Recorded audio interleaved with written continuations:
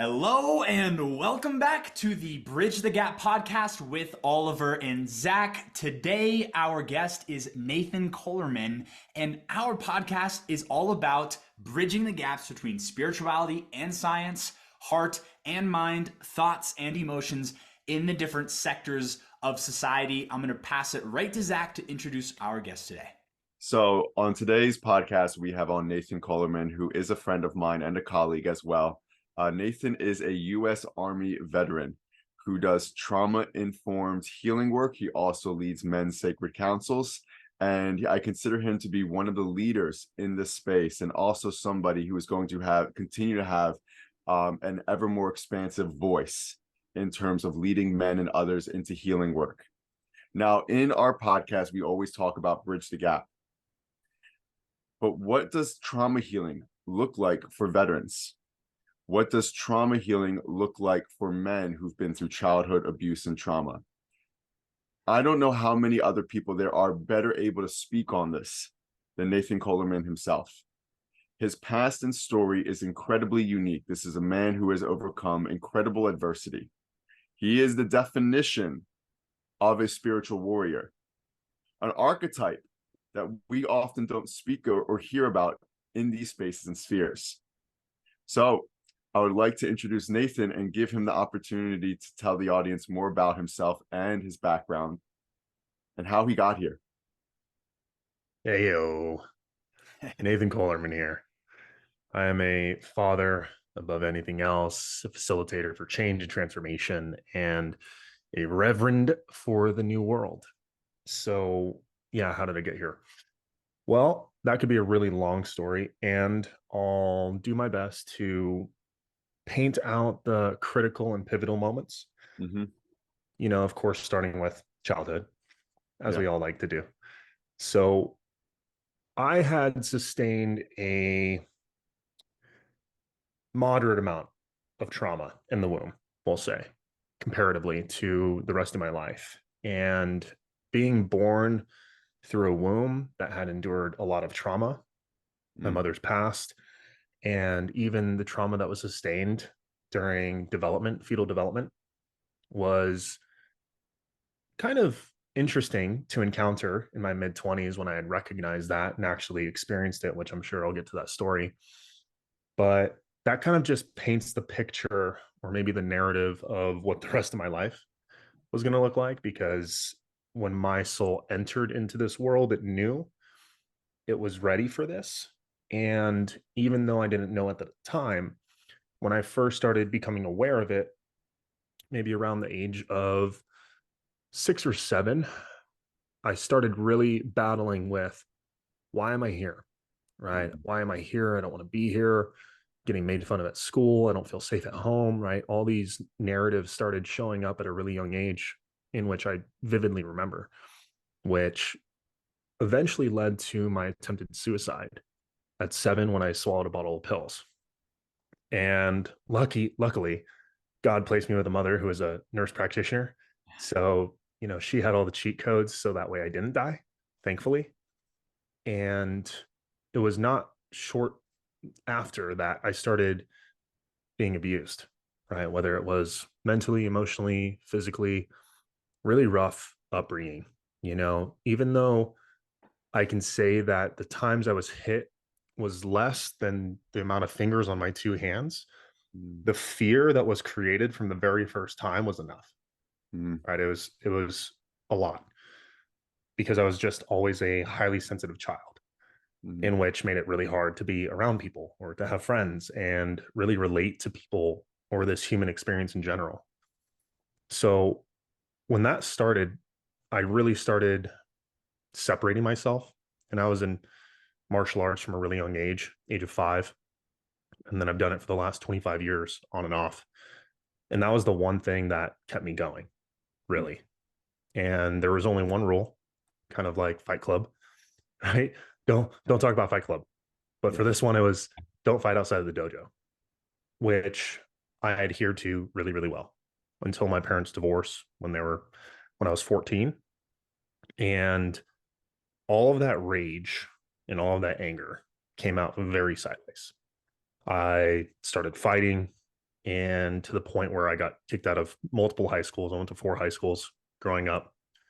And at the second one I was in, I was eventually jumped into a gang or a crew, we'll say. Mhm. It's not what most people would imagine a gang to be, because everybody kind of has the media fed Bloods, Crips, yet there's gang culture in almost every major city in the country. Yeah. So if we look at gangs from a culture perspective versus a color perspective, then that might paint the idea of what I was getting myself into. Hmm. And of course, with that came the sex and the drugs, eventually leading to my heroin addiction, which Mm. was quite literally the darkest moment of my life, because I was just doing unimaginable things for a fix. Yeah. And it was the only solution that I saw at the time to numb the pain that I was experiencing deeply on the inside. Mm. And because of that, I was really willing to do anything. And whether it was fighting or robbery, like A to Z, you name it, if it meant I can score some money, or if I can get attention from a girl, Mm. or if I can find some sense of worth in this life, I would do it. Mhm. And the moment that I became critically aware that the path I was living was not sustainable nor effective was when, after a robbery, and I just told this story on another podcast recently for the first time, so this is maybe my second time sharing this. The guy chased us down, of course, is like pit bull, right?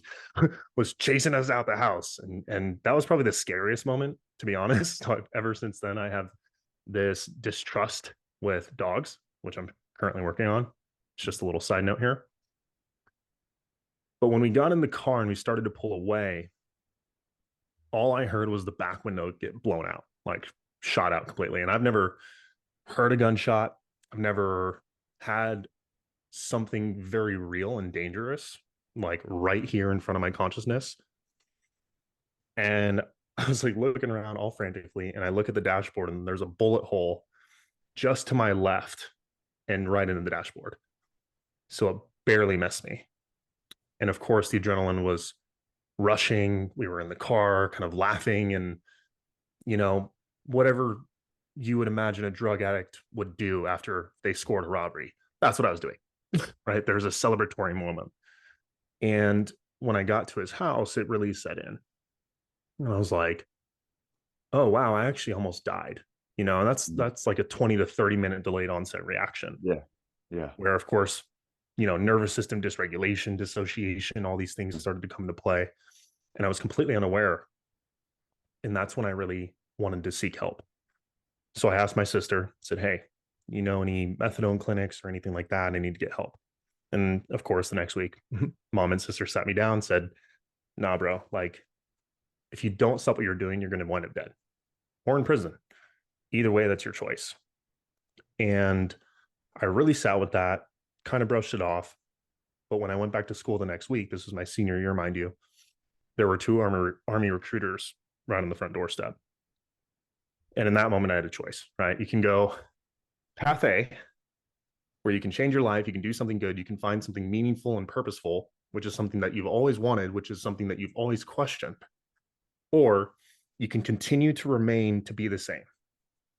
And you can continue to be stuck in this cycle of suffering, which just keeps perpetuating itself over and over in all these different ways. So, of course, I chose option A. Could have chose option B. And of course, there's maybe a parallel reality where that's still happening, right? But we won't go down that pathway right now. We can later. I just had to sprinkle it in just because I know you guys. So, on that. yeah, man, I signed my contract at 17. I made up 2 years of high school within 9 months, and I left. So a month after my 18th birthday, I shipped off to the military. And throughout that time, I got deeply, deeply addicted to fitness, we can say. It was, as most people might not even know, that exercise releases the same endorphins that we do when we get high on drugs. Mhm. It's just a healthy high, essentially. Yeah. So, of course, heroin addiction translated into fitness really well.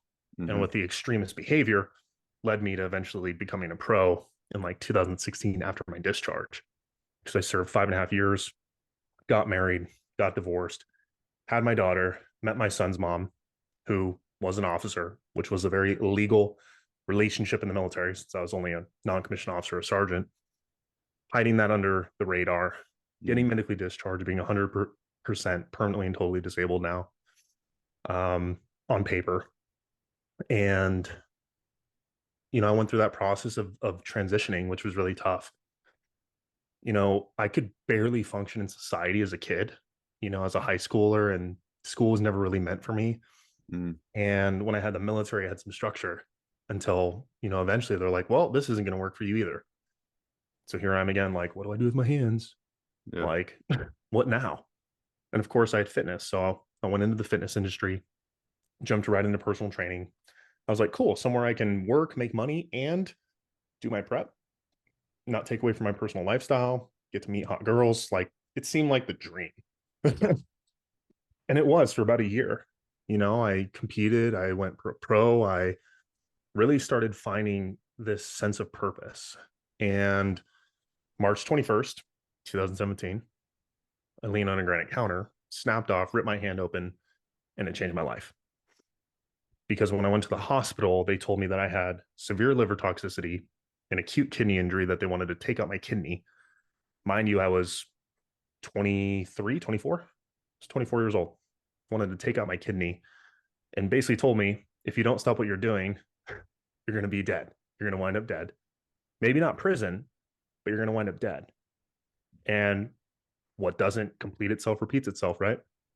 And that's when I really became aware of that concept, because I knew that I was doing the same thing in a different way and justifying it through the lens of fitness, which I thought to be healthy. But in reality, it was just me translating my addiction over and over again. And of course, that carried over into relationships and women and smaller bursts of alcohol use, right? I used a lot of things to cope and numb during those times. And really, when I got injured, it was when I realized I really couldn't take care of myself, let alone my kids. And that was fucking debilitating. Like, that was fucking debilitating to be 253 pounds, just this huge piece of mass, right? Who had all this perceived to be power. Yeah. And it wasn't real power, as we know. And I couldn't even brush my teeth. And it was actually in one of those moments, brushing my teeth with my left hand.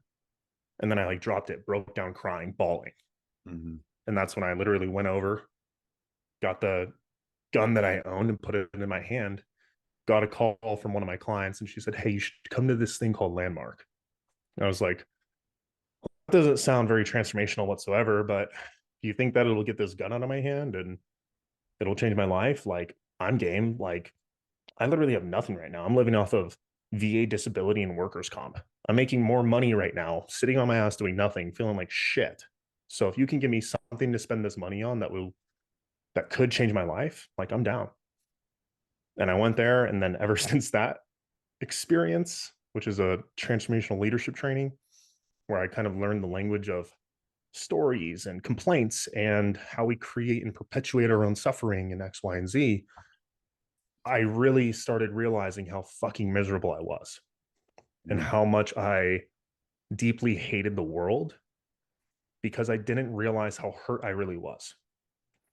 Hence, therefore, bodybuilding, all the layers, right? The military, the uniform, the weapons, all of the defenses or false defenses that I created for a really long time to protect that little boy inside, right? That little boy who was simply just scared of being made fun of, or who was scared of being hurt, or who was scared to actually live this life and it be okay to just be myself. Because for a really long time, for 25 years, 26 years at this point, I didn't value who I was. I didn't know who I was. Hell, I'm still trying to figure that out after 30 years now. Right? So all these experiences started compounding over and over and over again. And then when I found this work, it started compounding twice as fast, to where I started going deeper into the metaphysical healing, right? My first, we'll call it quote unquote, spiritual training was this channeling and breathwork training I did called Gateway Heart Healing with my first teacher. And it was in that experience where I experienced a womb healing and a rebirthing healing through breathwork and channeling. And that's when I became wildly aware of the trauma I sustained in the womb Mhm. and how that correlated to past lives for those who subscribe to that, which Yeah. I have changed the way I see it, right? Through Yeah. symbol and metaphor and the work that I know of Carl Jung, right? We can use this information as data to understand what's happening at a deep subconscious or unconscious level, which then led me into more metaphysical work and transpersonal work and then shamanic work. And now going deep into this work for going on 6 years now is where I'm at now, where I can really help people through their darkness to find their Dharma, Yeah. which is my main message, which is my sole purpose of being here. And I can do that for my kids. I can do that for my friends.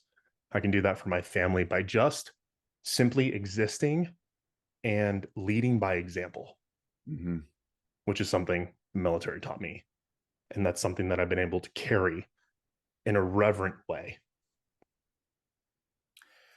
One thing I think is particularly interesting about your story, which is unique, especially in this space that we're in as coaches, healers, and whatnot, is that you went through the military, which is a very analytical, logical, you know, environment that really encourages not a whole lot of feeling. Now you do something that is very feeling based. And I didn't even hear you talk about the struggle of that. And I don't know if that was an easy transition for you or not. Maybe it wasn't. But I'm very curious about that and just what that was like for you. Yeah, man. So, like on this topic of thinking versus feeling, right? Mhm. Yes. Like, as I mentioned before, I've always been an extremely sensitive human, right? Yeah. Like, I feel everything. Yeah. I feel everything. And that's how I found my addiction because I didn't want to feel the things I was feeling because I felt Yeah. it so intensely that even at a young age, I didn't want to live because of it. Yeah. So I found these different pathways of escapism, right? One being heroin. And like you said with the military, very like mental dominant culture. So, of course, and what we know about today's world and society and a lot of the work that we do in somatic therapy is that, or somatic therapeutic modalities, I'll say. We're Mhm. still trying to figure out the right name for it. So don't worry. Yeah, yeah, exactly. I mean, I'm a reverend. We'll just call it what it is. But when we think about this concept, right? Like thinking is escaping our feelings, right? It's the antithesis of it. So, to me, finding different things to do or places to work or things to label as purpose was just another bypass. It's just another escape. Because if I can control things with my mind, Mhm. then I therefore no longer need to feel the things I'm feeling, which is just another example of dissociation, right? Mhm. I would say it's active dissociation, right? So it's through that process of unlearning that thinking for me was a coping mechanism. If I can make sense of this thing, then the sensations I have are no longer valid. Mm, So if Yeah. I continue to follow this pathway and invalidate my feelings, which is just suppression, repression, oppression, yes. again and again and again, which leads to depression, then that's what led to these like critical moments where it's like, shit, I feel so low. And when I experience new things like breath work or somatic work or shamanic work or plant medicine, now I'm actually feeling all the things that I never allowed myself to. Yeah. It's And intense. what a beauty, right? Yeah. Yeah. And we were talking about before, it's very polarizing. There's a beauty in it. And there's also like this, what the fuck is happening? Right. Mhm. It's a complete paradigm shift. Right. And to go from thinking to feeling, it's what so many in today's society and culture struggle with. I think they struggle with that most more than anything. Yeah. Yeah, definitely. Most people are very mental dominant and very disconnected from their feelings. That's most people. Or Overthinking ruins people's lives. not even And that. they don't even know how to feel. You'll see it a lot more common amongst men. Men are taught to suppress their feelings completely, right? And military almost incentivizes and emphasizes that structure, right? Now, you brought it up in your story that you have had your quote unquote spiritual experiences, right? But your story and path doesn't sound all love and light. Not that has not been an outcome that has been attained. You are a man that you come in here, whatever, I know you personally, like, you are light. But my Lord, have you gone through the shadows? My Lord, have you battled fucking demons? And these are the things that aren't often brought to people's awareness on social media or anything, right? And I think it's really important that we begin to normalize this path. And especially for men who are supposed to be leaders and really step up into space. It's not all about embodying the Giga Chad of, like, Tulum. Like a lot of us are on the ground going through the underworld. Yeah, like dark fucking shit. Like feeling your soul being scraped against the pits of hell and just being fucking torched alive is what it feels like in like your deepest pits of shame, which I often find is the most painful emotion to be going through. And it's hard to put into words how fucking miserable and agonizing it is to go through those shadows and to come out the other side. And like, you know, I think as men, like what you're saying, we're taught to be strong, but sometimes we need to like feel our deepest weaknesses too. Mm-hmm. And Well, it's in that, right? Like vulnerability is our greatest strength, mm, right? Or at least what I believe to be true is that men's greatest strength can come from their vulnerability, because that vulnerability is the opportunity that creates awareness. And with awareness is what creates actions and options for people to take versus staying stuck in their misery. Like if this were to be more normalized to, yes, be vulnerable, right? And it doesn't have to look any certain way, right? So remove the expectation or the definition of what vulnerability is to actually open yourself up to an individual perspective of what vulnerability can be and who you can become when that happens, right? Because that's the way the shadow works, right? Everything repressed becomes shadow, right? yeah. All shame is rooted in the shadow. And when we really look at like emotional mastery, which is a big piece of my work with corporate, is the difference between emotional intelligence, very logical, thought oriented, oh, wow, I can label these things, versus mastery, which is the ability to take shame and transmute it to love, the ability to take joy and transmute it to peace, the ability to take sadness and transmute it to gratitude, and so on and so forth. Right? Because there's so much compartmentalization and intellectualization around these things, when these are such magnificent things that we are able to experience being human. Love that. Well, this Yep. brings up an interesting point, okay? Because you see sometimes a lot of the practices and techniques that you kind of see emphasized within this wellness industrial complex is a lot of bypassing, right? And what you're emphasizing here is actually the practice of transmutation, not running, right? Or just kind of taking something and reframing it and throwing out, but actually sitting in it until it becomes a different substance. That there is a process of emotional alchemy. Yeah. Yeah. And How that did you that get that there? I think is fascinating what you both are pointing on. And I think a lot of people listening right now, they're like, "Wow, that sounds amazing," but probably are like, "How the fuck do I even begin to like turn such heavy dark stuff into something positive?" I think for a lot of people that almost might feel out of reach, but I absolutely understand what you mean when you say that, and that's been I think a big part of all three of us, the work that we've done. So if you guys want to talk more about that process itself, I think it would be really helpful for the listeners.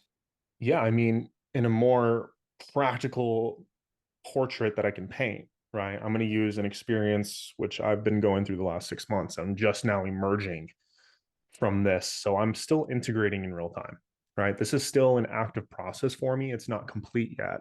Sure. But I'm speaking to my personal experience because a lot of people can resonate with it, I'm sure, which is death, right? I lost my mom back in October to a fatal motorcycle accident, right? Something completely unexpected, something that she's always talked about and joked about for a really long time. Like she would always send me her life insurance coverage for every flight she took, right? She kind of like premeditated this, right? Or at least could forecast that it was coming, right? Hence why she got her trust and estate done quite literally 6 months before. Wow. You know, so she knew it was coming, like her soul knew, and she was really on this path of completion towards, 55 years to finally find what it felt like to feel healed, right? And whether or not that was complete or not is beyond me, and only her soul can speak to at this point in time, right? But no amount of work that I ever did prepared me for the death of a loved one, especially my mother. Yeah. Right? Because we go way back, right? We go back 30 years, if not more, right? When we start looking at the way things transfer from one life to another, depending on certain belief systems and whatnot. And that's not the topic of conversation here, but what is the topic of conversation is that in that pain, I never really understood what grief really felt like, right? Because there's a lot of things on mainstream media, right? We talk about this a lot, Zach, where it's like, oh, I'm grieving my past self, or I'm grieving my old beliefs, or I'm grieving this Yeah. relationship, and that shit is not the same as No. losing a parent or losing No. anyone in your life, right? And No. even in the military, right? A bunch of the veterans who go through this are people who lost their friends during war, Yeah. or who lost someone who they may not have had a good relationship with, but there was a peace and an attachment there that nothing else can fill, Hmm. right? Because grief is just love that has no place to go. Yeah. And to sit with that love and not be able to give it, that's fucking hard. Yeah. Like that's fucking hard. And not many are able to put that feeling into words. And I just recently did that for myself just a few months ago. And it was more so just recently, right? I would say 2 to 3 months ago. And I was sitting in a sweat lodge. And for any of those who haven't sat in a sweat lodge or a nipi, temescal, it's to simulate I being have in the mother's been in womb. Mexico. Yeah.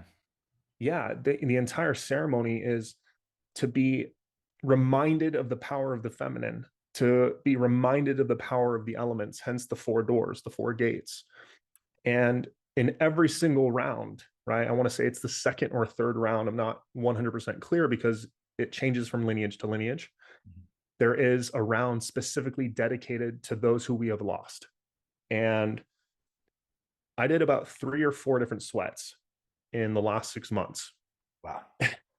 And every single session, man, every single ceremony, it was excruciating, like excruciating, to where I thought my skin was going to melt from my face. And I Gonna would, die. I'm gonna yeah, die.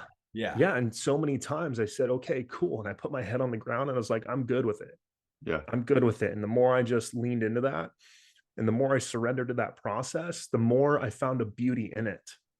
Right. That's what I'm saying when it goes from sadness to gratitude. Mhm. Like, holy shit, I can sit in this 1 to 3 hour ceremony, again, depending on the lineage, and I can feel all this sadness, all this grief, all this pain, all this anger, all this rage. And yet, when I'm crawling out on my hands and knees, I'm bowing to the ground and saying, thank you for the pain. Yeah. Like real gratitude. Yeah. Right. Just now uncovering this feeling of gratitude that I've simply just intellectualized or compartmentalized before. Hmm. It's just been a concept. It's never been something I've actually been able to materialize into the now. And in this practical portrait that I'm painting is the process of what we're talking about with emotional alchemy, right? Or transmutation from a gateway of sadness to a maturity of gratitude, Hmm. to where I'm saying, thank you for the pain. And that's translated into, well, thank you, Mom, for all the lessons. Thank you for the resilience that you established in me. Thank you for showing me the power of commitment. Thank you, thank you, thank you. And it took 6 months for the thank yous to supersede the I'm sorries. Hmm. And throughout this time, again, it's still an active process. Yeah. Because I still feel guilt at certain moments. It just popped up for me the other day. Yeah. And it's like, wow, I really wish I would have been more present. If I wasn't so focused on fixing her, that I could just literally just sit and be and listen to her. I would get so annoyed when she'd talk, and now I like live for the day that I can hear her talk.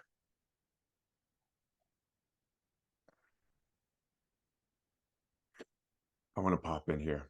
And what you're talking about is the real process of grief and loss. And to be able to sit in that. And our ability to grieve was our ability to love. Right. And you tapping into this experience fully like shows how much you loved your mother. Hmm. Right. Yeah.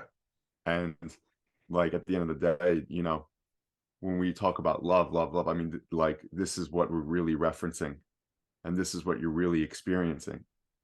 The capacity for which we perceive loss is the capacity for which we're able to give love.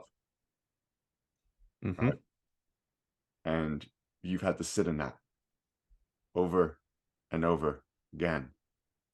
And even the experiences you talk about, I'm not even referencing right now the loss of your mother, but just it sounds like rite of passage, like the true rite of passage of sitting in this pain, sitting in this whatever, and surrendering and saying, I am like, this isn't grieving the past self. This is a letting go and a resurrection. And we often don't hear about what that looks like, but you're someone who embodies the true growth of the boy consciousness into a man.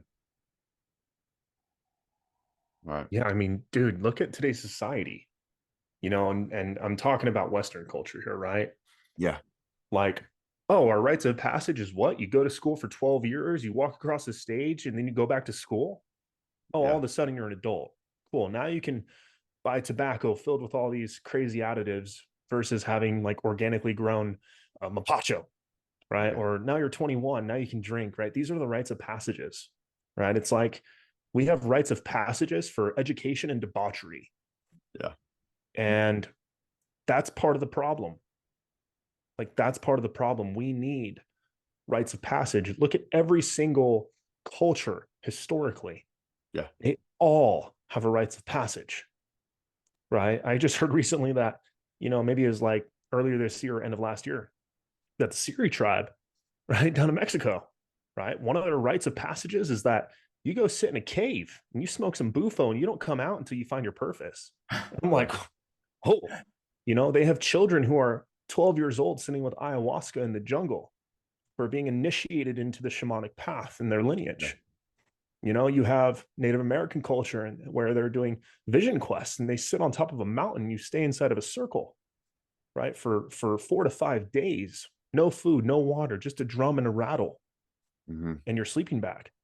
And you get to be with yourself and really sit in your discomfort, right? But this culture is consumed by comfort. Numbing and avoidance.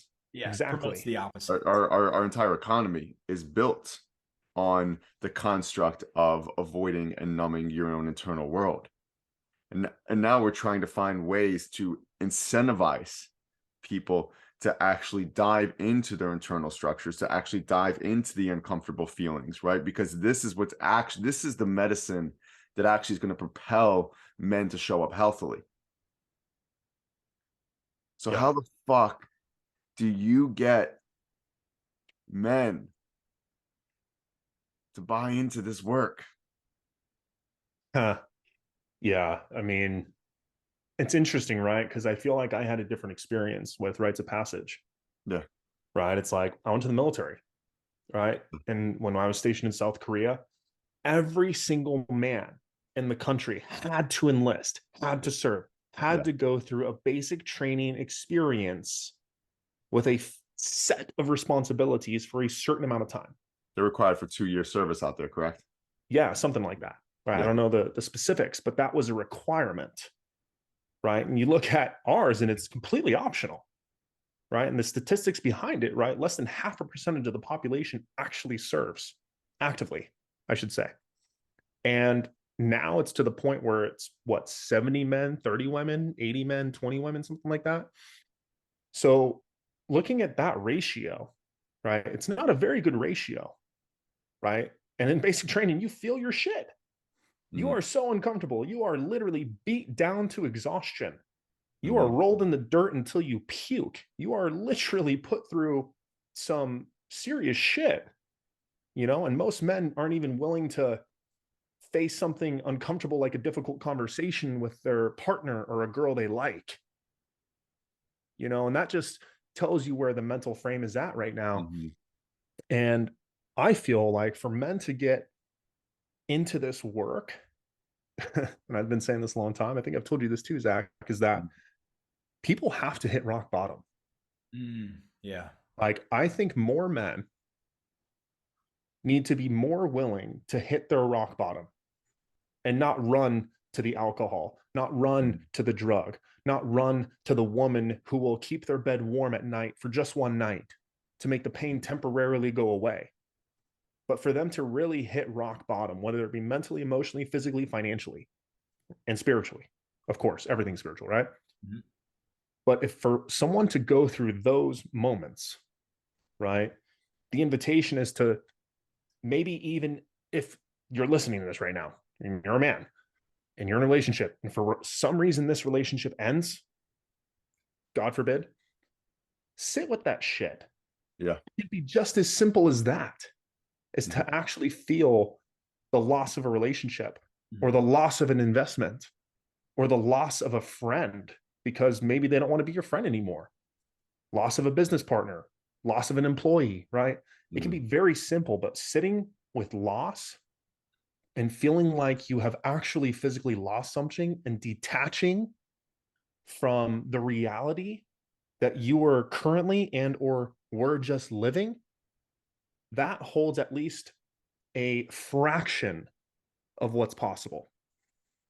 And I think if we were to approach it with a more practical approach, right? Because a lot of this stuff is conceptual, it's very theory, it's very, well, where's the material? Where's the science, right? There's a shit ton of science. Go to PubMed and search benefits of trauma healing. Yeah. I'm sure you'll find something, right? Look at the statistics of male suicides, right? Men are more of a statistic than sensory beings at this point. And if they were to just feel those things related to those very tangible experiences that I just spoke of, then maybe they might scratch the surface. And yeah, like, because the core of what you're talking about is like, how do we get men into healing their trauma, into like working on themselves and not stuffing it, distracting, or, oh, you know, I'm a man, I need to just suck it up and just keep moving on. Like, you know, that whole kind of mindset, right? And the essence of what you just said is so simple, but so fucking true, is just sit with it. Sit with your pain, whether that's loss, grief, anger, shame, guilt, whatever it is. Just sit with it and feel it fully.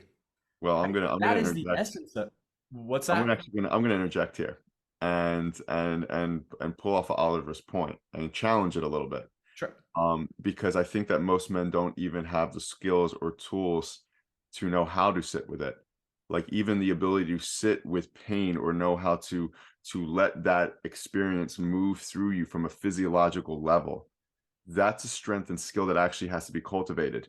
Many of us, Nathan brought up this point that he came into this world as a very sensitive being. Me too. And I'm sure Oliver falls under that category as well. That was stomped out of most of us, I feel like. Yeah. Right. Like Nathan, I mean, you talked about like that experience with being shot at, and like you were disassociated from that for like at least like the first 20-30 minutes. Like we weren't even like, with that ability to have that sensory system online gets shut off by Western society. And so there's this work that's needed to rewire the brain and body connection. Yes. To be able to sense feeling again. And that's really tough. And this is why, like, I really respect the work that Nathan has done, and we've even worked on this level together, is because it's so much deeper than just talk therapy. The ability to actually wire the body and allow someone to say, your body from a sensory level is safe to have this experience of sitting in the pain, and you're going to be okay. Yeah. So what the core of what you're saying, Zach, is like, yes, it is to just sit, but like for so many people, even maybe even more specifically men, we've just been so shut down on our ability to feel. We're so disassociated from it that when we say just feel, they're like, what the fuck does that even mean? It's Yeah, like people they're told not me to connected to just that. They don't understand it. So to re like frame it, because you know, as a challenge, and I respect that, and what you're saying is true. The whole where we started, I think it was actually you asked the question, Zach, is like, how do we start? How do we get men to start on this journey? Right? And so part of that is just making an attempt. Have they even tried to just sit down and feel anything yet? Do they even have, like, has that attempt even been made? And I think that's a good place to start. It's just sit down. Can you even feel? Right? And maybe Mhm. for some of the people listening to this, that's where they're at. Is they're Yeah. in that beginning and they're like, have you sat down and just tried to feel all of that pain and discomfort that is in your body? Maybe you're not even aware of it. But of course, yes, there's a lot of skill that we need to learn, a lot of nuance, a lot of perspectives. And that's why it's always important to seek out help when we need it. And that's not a weakness, by the way, right? Well, We, yeah, all three of Nathan, us, have sought out a lot of help. That's why we're able to, you know, be where we're at. I want to But hear what Nathan. Yeah, Nathan's putting his hand up, so go in, my friend. Yeah, there's three different perspectives that I want to bring through because these are really valid points, right? Because it's easier said than done, right? Yeah, Sit down and feel your shit. Like, yeah, yeah, okay, with a yeah, population that's 90% dissociated, yeah, right? yeah. That's not very effective, nor is it sustainable. And sometimes that's even more damaging Yes, because now it's yeah, bumping up against the limiting belief, which is bumping up against the identity, the ego, right? And a disintegrated or unintegrated ego, right? Which is very mhm, harmful and damaging to the psyche, right? We can go down a whole other podcast with that one. But the three components here is a level of willingness, right? So it's not just sit down and try it, it's are you willing, right? Because if somebody's not willing to experience it, then they're never going to do it. It's like when we're children, we're told, go do this thing, right? Sit in class for 10 hours a day, do this test, answer these questions, right? Do as you're told. And that doesn't work mhm. clearly, which is why we see men between the ages of 35 to 55, right? What they call as a midlife crisis. And then they suppress it or avoid it through buying cars or houses or women, when in reality, what they're lacking is purpose because they never got the opportunity to discover it. And it's the same principle or the same philosophy that you can apply towards this. Are you willing to discover what's there? Are you willing to discover your purpose? Are you willing to let go of who you once were to step into who you are becoming? Are you willing to feel? Because if you're not and you're not there, that's okay, Yeah, right? Because normally people don't want to because they either don't have enough energy, they feel like they don't have enough time, or they don't have enough information. And more often than not, it's they don't have enough information, which is to the other 2 points that I have is resourcing and pace, yeah, right? And even in somatics, right, Zach, we talk about having the proper resources, right? Somatic resources. And for those who don't know what somatic is, it's just a translation of the body, right? When we say somatic, it's work using the body, right? And the three fundamental components and pillars of resourcing is breath, sound, and movement. It doesn't have to look any certain way. It can be as simple as taking one breath in mhm, and feeling what comes up in the body. It yes, could be something as simple as just and giving a hum and feeling the vibration moving down through the chest. It can be movement and shaking and jumping around to just reestablish a baseline level of sensory awareness, right? Because we have cognitive awareness and we have sensory awareness. The two are not the same. yeah, We actually use cognitive awareness to apply it and understand that sensory awareness exists. hmm, And then the third thing is pace, because there's a lot of stuff right now. I call it trauma porn yes. Thank you for circulating the bringing it up. media. Thank you for bringing it up. Okay, good. We Yeah, see all this trauma porn circulating on the media. And these are, again, I understand why it's being distributed. I understand yeah, why it's being shared to let people know that change is possible. Expression of all forms is healthy. I get that. And without proper context, Yes. because context matters, it can be very misleading. It's very irresponsible, and it can actually damage somebody, right? What we see right now are people screaming and flailing and Yes. crying and all these things on the media. Yet, number one, that's very intimidating to some people. And then other people are like, whoa, I need that in my life. Yeah, and they force it. They try, they act. Exactly. Yeah, They and then force it. it's missing the whole point. Yes, because they haven't built up their threshold and capacity. Mm-hmm. Right? Because And then what you're capacity, saying, their sensory awareness, that muscle, you could say, is not fully developed. So it's hard for them to know whether that's authentic or that is a forcing. right? And the thing is, and there's an analogy I use for this, where you can have a vase of water, right? And you can fill that water all the way to the top, right? But then you put the flowers in and the water starts to overflow, right? In traditional Western therapy, they call this intermittent explosive disorder, when your cup is so full that you cannot tolerate any more stress. I've been diagnosed with it. Really, really crazy that it's an actual diagnosis and there's a pharmaceutical protocol for it, which just, we can go into that all day long. What I'm really saying here, right? I had to sprinkle that in. What's really happening here is people don't understand the difference between capacity and threshold, right? And this is actually the law of physics that we're talking about. So this is where we bridge the gap between spirituality and the journey and healing. Well done, and the sir. science Well behind done. it, right? Because if somebody doesn't have an established threshold, then how will they ever know when they've exceeded it, right? And by definition, right, and this is Gabor Mate's work, Peter Levine's work, right? Trauma is too much, too fast. Yes. So if I see these explosive things on the internet, and that's my expectation coming into an experience where I feel like that is the requirement, that is what is being asked of me, and I then perform at that level when I don't have the awareness of my capacity and my threshold to have a safe pace. This is where the third concept of pace comes in. If I don't have a safe pace, then it will actually result in a traumatizing experience of too much and too fast. We traumatize you. Yep. Exactly. So the trauma porn that we see without proper context and without what I would call intention with integrity, right? Integral intention. Yeah. However you want to phrase that, right? And a strong pillar of leadership when bringing people into this work with due diligence and proper education and training, which is extremely important, right? Unless you go to weekend shaman school and now you're serving mushrooms on the weekend. Yeah, those exist.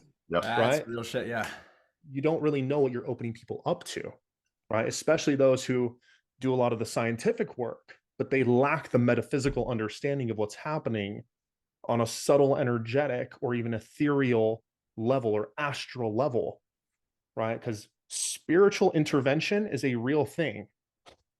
Entity intervention is a real thing. Yeah. And right, for those of us who have seen it and experienced it, it's crazy. It's not something to be fucked with. It's not. Right? That is a social responsibility that each and every one of us carries, whether we want to or not. If we choose to relinquish it, that's a choice. That's what we also call negligence or ignorance, depending where somebody's at. Well, no, and you bring up these great points, whatever, and I actually like that the conversation is going here because you said it has become trauma porn, and we don't actually understand even the basic foundations of what trauma healing really involves. And so now we're trying to create the social media poster of the flailing and the kicking and the screaming and the crying. But if that's what you're doing on a continuous basis, you are constantly in a state of dysregulation. There might be an initial release that has to be of that, but we're trying to build, and Nathan is so actually well educated on this, we're trying to build this process of containment, which is this ability, this capacity to contain the sensation within and know how to properly channel it, right? And this is why it's not all just about feeling, because then if you're controlled by your feelings, if your feelings are dictating everything you're doing, that's not healthy either. Every spiritual scripture, every spiritual teaching talks about finding that middle road, but the road is narrow. Yeah, right? between the mind, body, and spirit. Yeah. And trauma healing is very similar, of tapping into that sensory somatic awareness, but not also letting it rule you either. The ability to sit with a sensation, understand it, and then make an informed decision on how to channel that appropriately. Mhm. Otherwise, we Not can have overly identify. exactly. Yeah. And I'd love Now, to jump in here if that's okay. yeah, go for it. Because like I love what Nathan was talking about with pacing, because it's so true. And I literally had a session with a client right before this call where like we were just getting into some inner rage and some aggression patterns that have been there for a long time. And I realized as I'm helping him dig that out, I'm being very gentle and I'm being very like calm and letting him lead and all, doing my best as a practitioner. But I notice there's this little part of him that starts to present in his physiology that's like a fuck you, like back off, kind of. Yet logically, which is his dominating force, is like, oh no, I'm really wanting to figure this out and get it done. So I'm willing to do this, to do the work and to talk about these things. But I'm like, can we pause for just a second? I'm like, I'm sensing there's that part of you that's just like kind of like defensive, and I just wanted to like acknowledge that and see, is that going on for you? And he's like, took him a while, but he's like, yeah, there actually is something like that. And I'm like, okay, no, that's great, right? I'm glad that we can build that sensory awareness, like you're talking about, to notice that and to honor and respect that part of you. So we're not like, where that part of you maybe is setting a little of a boundary of like hey, like I'm trying to protect myself here, where we're not just gonna override that and like, disempower that part of you, because it's very important. Right. So I think that is like an example that explains part of that pacing you're talking about, Nathan, that I think is like really important. That like, it's not about like, okay, let's heal all your deepest wounds as quickly as possible, like go from 0 to hero in 6 weeks or less, or your money back. Like there's a lot of these like promises of like, just like fixing everything in a short period of time. And I've been guilty of doing that before because I'm just learning from these fucking marketing gurus, right? But and I think that pacing is key. It's super important because sometimes we don't need to be releasing all the time. Sometimes we just need to fucking veg out on the couch and we need to eat some fucking Cheetos or whatever the fuck, like and just be like unevolved. Sometimes we need that, and we can't be like this perfect spiritual growth healing all the time. And it's about balancing. Now, I'm not saying do destructive habits, but you get the core of what I'm saying. Well, what you're talking about is the importance of integration. Yes. Right? Which isn't actually talked about enough Never. as it should be. Yeah. I mean, it is, but it's like, okay, go home and journal, right? Go and drink some water and go some journal. But it's like, no, how do you take this painful experience and how do you integrate the lesson from that pain into your daily life over and over again to where it becomes unconscious? To where you no longer have to consciously apply it. And ideally improves your life. Yeah. And I mean, dude, you can be integrated in a lot of things that improve your life, and you can be integrated in a lot of ways that make your life really shitty, right? You can be an integrated drug addict, right? Just as much as you can be an integrated healer, right? It just depends on someone's, number one, level of awareness, 2, willingness to go towards their vision, and 3, based on their capacity, right? And what they choose for their life, because we are sovereign and autonomous beings. And people tend to, right, because this is just human condition, right, is to follow the path of familiarity first, comfort second, growth third, right?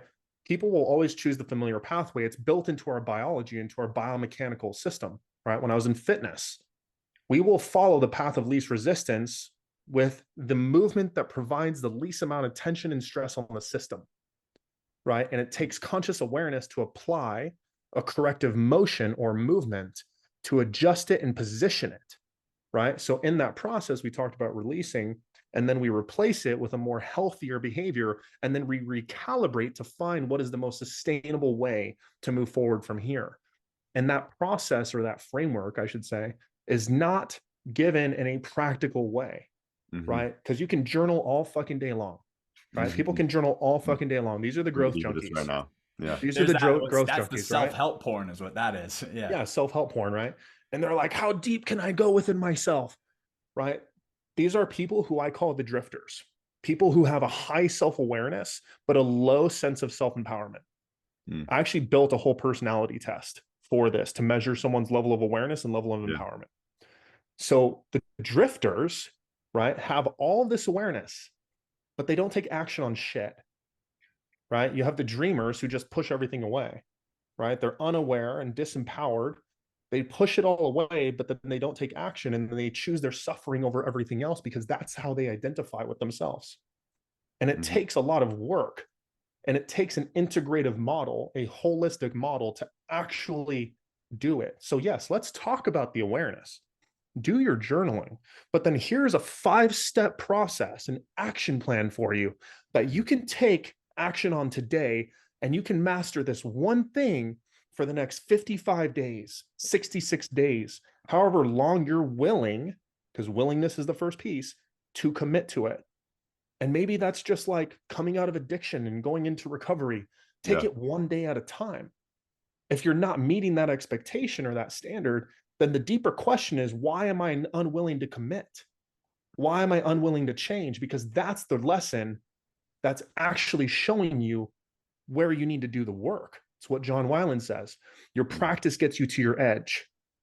Your practice gets you to your edge. The insight gets you to the practice.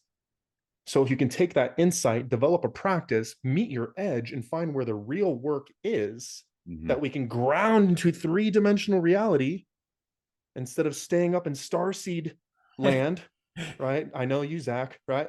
Instead of integrating it into Calling the you out, star Zach. seeds Zach, call me out. just kidding, bro. just dream walking all day long, right? Bring it down, bring it into your biology, right? Your beliefs live in your biology. So really take action and feel every single step and every single sensation that you feel when you've achieved that goal. That's a healthy dopamine response. Well said. I like that. Well, we can definitely dive into starseed psychosis or whatever I know you brought up in your thing. But you know, I want to shift. I hope you don't mind. I just feel really internally called to shift the conversation to something you brought up like 10 minutes ago. Okay. And that was, you know, your time in the army and rite of passage amongst men.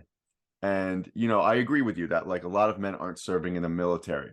I wanted to ask you personally, do you believe that the military serves as that correct rite of passage for men? Because I've worked with some veterans. You're not the only veteran I've worked with, and I've seen some veterans come out really traumatized, even those that haven't necessarily served in war, because of some of the, you know, culture.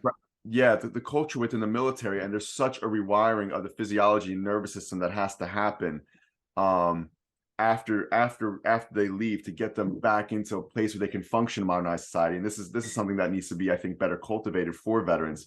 So is the culture of the military really that rite of passage that you feel men need, or does military culture itself actually need to shift? That military culture needs to shift in order for it to be healthy. There we go. Well, I say that, and I'm glad you brought this up because this is the main focal point of the conversation here, is that the culture needs to shift, right? That doesn't mean that men can't find those experiences elsewhere, right? There are men's groups and brotherhoods all over the country who have these simulated experiences, right? The Modern Day Night program, right? With my boy Aaron Alejandro and Bedros Keuilian and all of them, right? These experiences with like sacred sons and their embodied masculine experience, right? There are so many different groups out there, right? Brotherhoods who have a healthy foundation of brotherhood built into it. Again, it's dependent on what your goals are, and there's so many, right? And if the military were to adopt the energy or the frequency that these groups serve, then I think it would be healthy, right? But that feels so far away from that. Yeah, it's very far. It will not talk happen about in our talk lifetime. about a gap to be bridged. Absolutely. Well, it won't happen in our lifetime because to a certain degree, the military needs to have that harmful, damaging culture. Because what does the military do? They're designed to kill. And if you take that away, the military has lost its base function, right? Can it serve as a corrective pathway for people who are degenerates like me? people who might be addicted to drugs, people who might lack rigidity and structure, people who might actually need a good kick in the ass, right? I meet so many men where it's like, dude, all you need is one good punch in the face and one good cry, and you're good. I'm That is serious. so Like, funny. I'm But no, I know what you serious. mean. Yeah. You know, and I've done trauma processing right after somebody gets punched in the face because it elicits something in someone. Yeah. And so many men actually crave that experience, Yeah. right? We crave that because going deep into our DNA, right? We're talking from an epigenetic standpoint, it's been passed on through every single lineage to the base of human consciousness.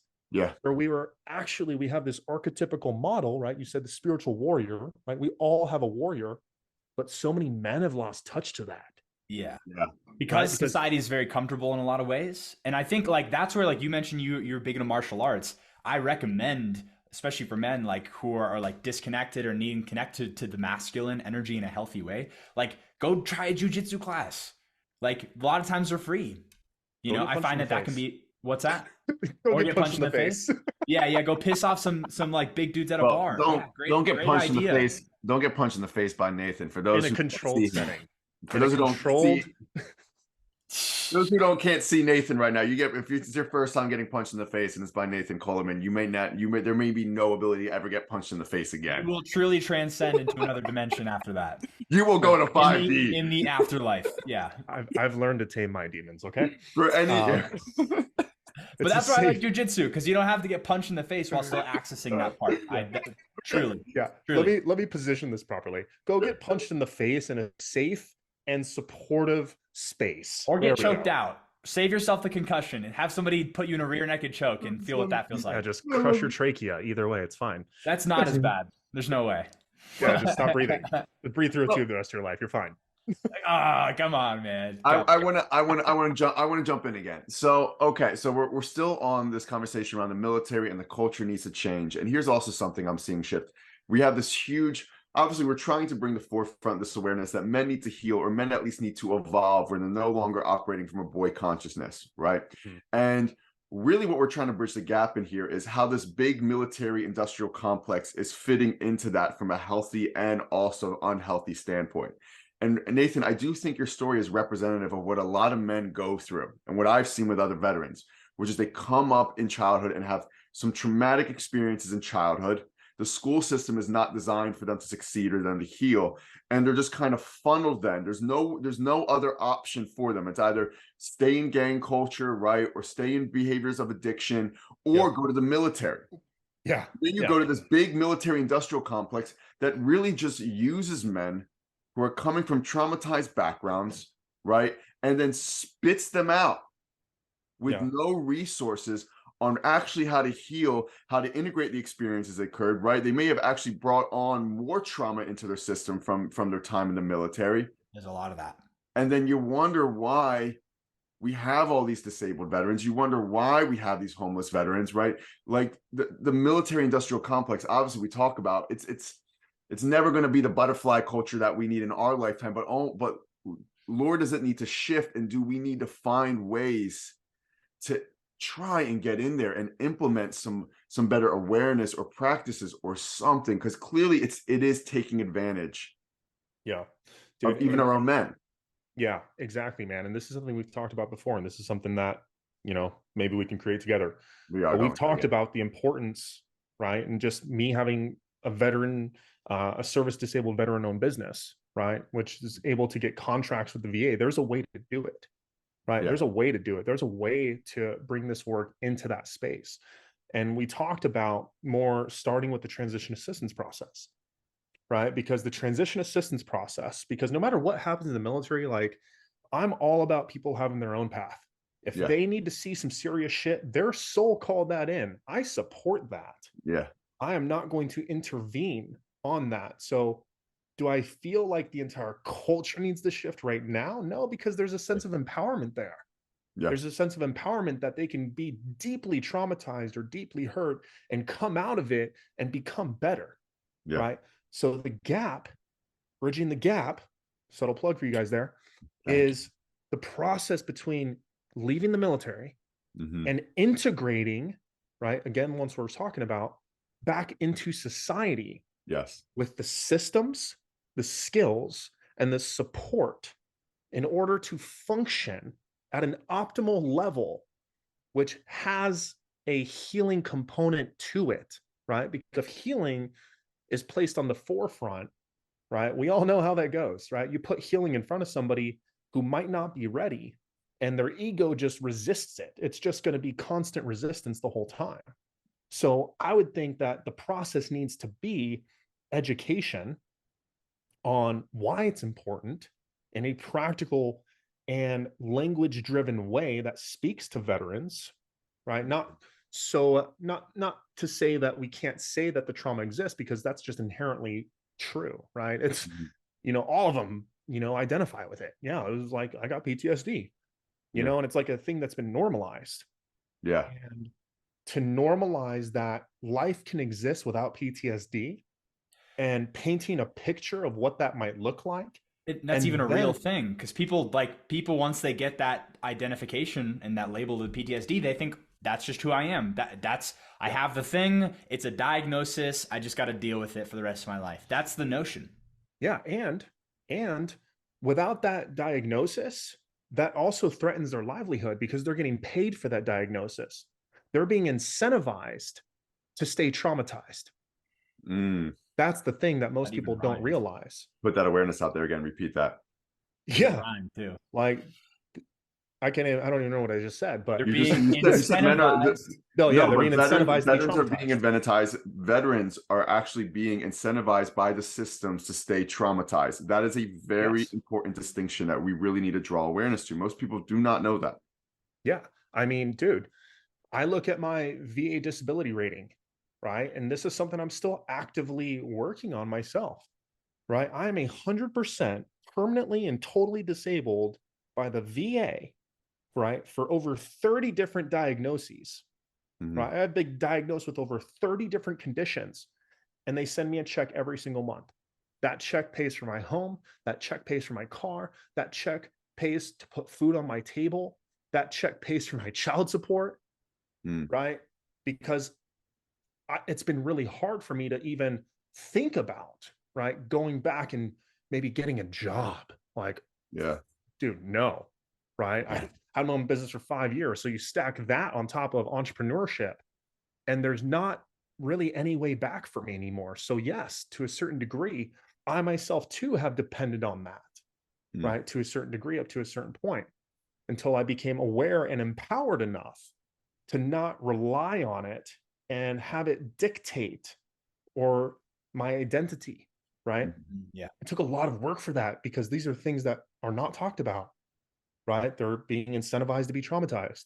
They are getting pharmaceutical and Western care, and 3/4 of the veterans who seek VA care don't even get supported with enough in the time that they need, right? 2/3 of the veterans are misdiagnosed, right? There's so many statistics showing that veterans are not getting the care they need, and that requires someone else to come in and help them with the transition process, because the VA is still backed up from Vietnam. So how long is it going to be until these soldiers who are in Iraq and Afghanistan going to be given the care they need?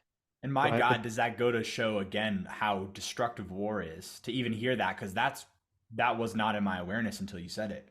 Yeah, well, the system, right? If we feel that for any reason these systems aren't designed that way on purpose, we are very wrong, right? Because guess what? If people remain traumatized, they still become